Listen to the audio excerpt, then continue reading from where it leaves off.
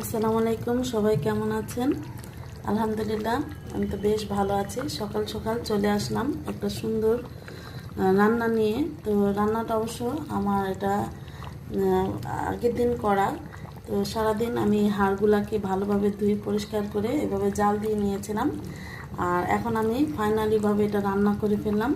তো কে কে আমার এই রান্নাটা দেখতে চান, আমি আমার চ্যানেলে শেয়ার করে দিয়েছি।